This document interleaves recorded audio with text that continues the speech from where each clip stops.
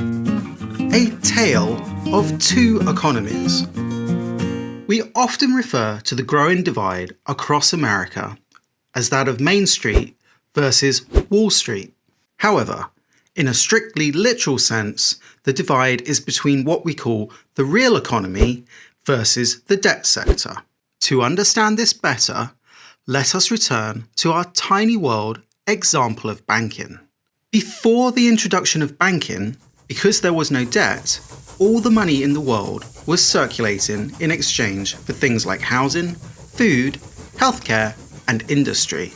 This is what we call the real economy. It is where 99% of us work, rest, and play. It includes everything from agriculture to defense.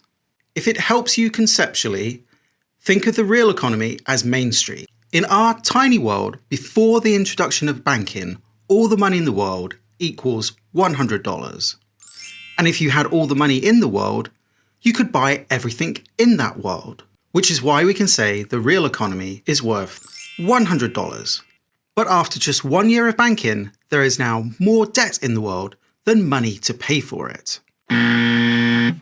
So the people of this world are forced into borrowing an extra $10 to fill the void. And they do this by letting the bank loan out more money than there is in existence. Which means, when you add everything up, the people of this world are now in debt to the tune of $10. After just 1 year of banking, there are now two types of economies. The real economy, which is still only worth $100, and the new debt sector, which totals $10. It is the real economy that is going to have to pay for this new debt sector by working harder, longer, and faster. To pay off the deficit, the people of this tiny world will now have to get paid 10% less or work 10% longer for the same pay. This is the vacuum effect. To pay for the debt sector, those in the real economy have to work harder, longer, and faster, or take a pay cut. And the problem will only accelerate year upon year, because banks are constantly charging interest. For example, if the bank now lends out $110, it will need $121 back at the end of the second year to balance the accounts.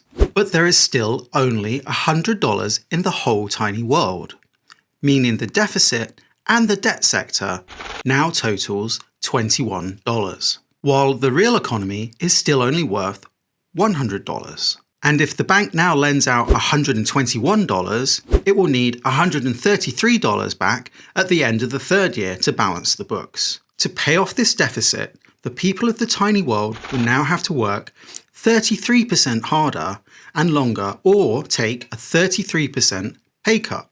And so the problem continues year after year. The debt sector keeps growing. So in comparison, it's as if the real economy is shrinking. Instead of focusing our attention on real-life things in the real economy, like manufacturing, healthcare, and agriculture, instead we become obsessed with making debt. For example, instead of rewarding Main Street for making things, we pay the big bucks to bankers who create more debt. The net result is we stop producing and instead have descended into contract swapping on Wall Street. This inherent imbalance in our financial system is the driving force behind Wall Street's excesses and exploitation. In particular, it is what gives Wall Street its control over government.